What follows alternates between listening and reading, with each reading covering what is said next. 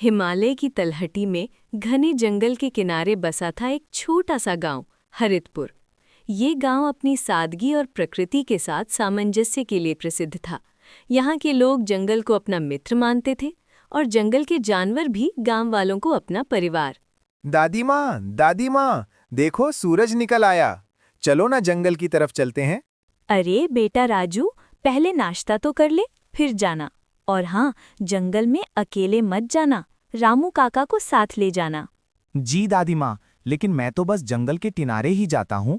वहाँ तो मिट्ठू और चंचल मेरा इंतजार कर रहे होंगे। राजू और जंगल के जानवरों की दोस्ती असामान्य थी। गांव के सभी बच्चे जानवरों से प्यार करते थे, पर राजू तो उनकी भाषा समझता था, दिल की भाषा। सुप्रभात राजू बेटा, आज फिर जंगल जाने का मन है क्या? हाँ काका, आप भी चलोगे? कल मैंने चंचल से वादा किया था कि आज उसे मीठे बेर लाकर दूंगा। तेरी और जानवरों की ये दोस्ती देखकर दिल खुश हो जाता है बेटा। हमारे गांव की यही तो खासियत है। हम जंगल से कुछ लेते हैं तो बदले में कुछ देते भी हैं। राजू रुक जा, मुझे भी साथ ले चल। चल मीना, आज हम जंगल में नई जगह देखेंगे। मिट्ठू ने बताया था कि झरने के पास कमल के फूल खिले हैं। राजू और मीना जंगल की ओर चल पड़े। रास्ते में पीपल का विशाल पेड़ था, जहां रोज मिट्ठू तोता उनका इंतजार करता था। राजू आया, मीना भी आई। स्वागत है, स्वागत है। मिट्ठू, तुम भी ना हर रोज यही करते हो। चलो आज झरने तक चलते हैं। झरना बहुत दूर है, लेकिन मैं रास्ता दिखाऊंगा। मिट्ठू, चंचल कहाँ है? वो तो रोज यही मिलता है। मैं यहाँ हूँ मीना, आज थोड़ा देर हो गई। मेरे बच्चे ने पहली बार दौड़ना सीखा आज। सच? वाह, हमें भी दिखाओगे उसे? जरूर, लेकिन पहले चलो झरने तक, वहाँ गजराज दादा भी मिलेंगे। चारों दोस्त राजू, मीना, मिट्ठू और चंचल जंगल के रास्ते पर चल पड़े। रास्ते में हरियाली, रंग बिरंगे फूल, तितलियां और पक्षियों की मधुर आवाजें उनका साथ दे रही थी। राजू, देखो ये तितली कितनी सुंदर है, नीले और हरे रंग की। हाँ, दादी माँ कहती हैं कि ये तितली जंगल के स्वास्थ्य की निशानी है। जब जंगल स्वस्थ होता है तभी ऐसी सुंदर तितलियां यहाँ आती हैं। जंगल है प्यारा, जंगल है न्यारा, यहाँ सब मिलजुल कर रहते हैं। थोड़ी देर चलने के बाद वे खूबसूरत झरने के पास पहुंचे। पानी की कलकल आवाज, ठंडी हवा और चारों ओर हरियाली, ये दृश्य स्वर्ग जैसा था। आओ बच्चों, तुम्हारा स्वागत है।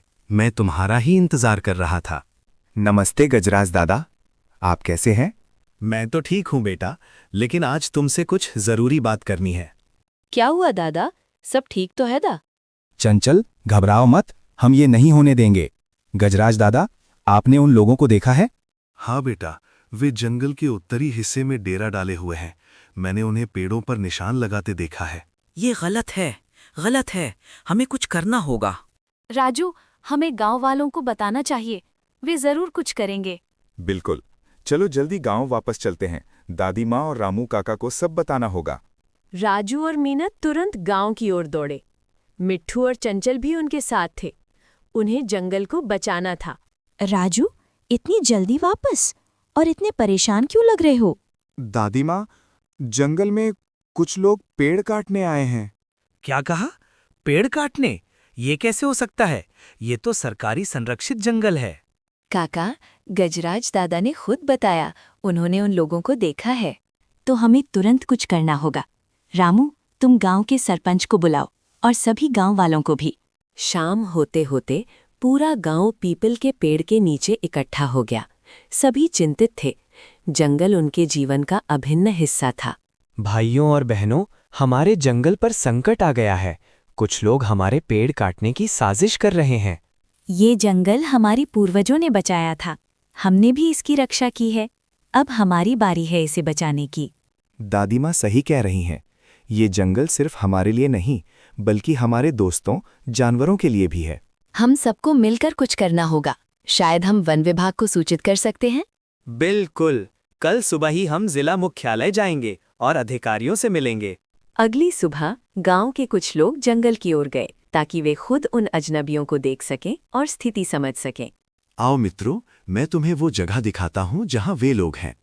गांव वाले उस स्थान पर पहुंचे जहां कुछ लोग बड़ी बड़ी मशीनें लगा रहे थे। रामू काका आगे बढ़े। रुकिए, ये क्या हो रहा है? आप लोग यहाँ क्या कर रहे हैं?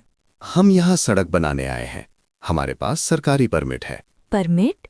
कैसा परमिट? ये तो संरक्षित वन क्षेत्र है। यहाँ बिना पर्यावरण मंजूरी के कोई काम नहीं हो सकता। और ये जंगल सिर्फ जमीन का टुकड़ा नहीं है, यहाँ हजारों जानवर रहते हैं। ये हमारी धरोहर है। देखो बच्चे, ये बड़ों की बात है। विकास के लिए कुछ पेड़ों की कुर्बानी तो देनी ही पड़ती है।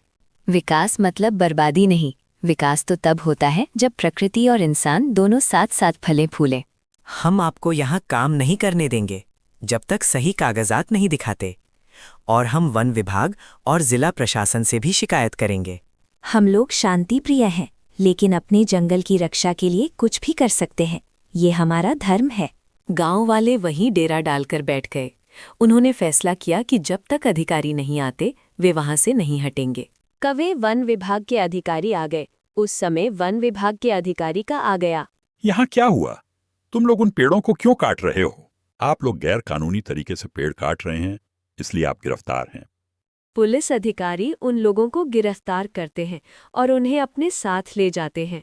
और ऐसे ही गांव वाले जंगल को बचा लेते हैं। और इस तरह हरितपुर गांव की ये कहानी खत्म होती है, लेकिन इसका संदेश हमेशा के लिए है।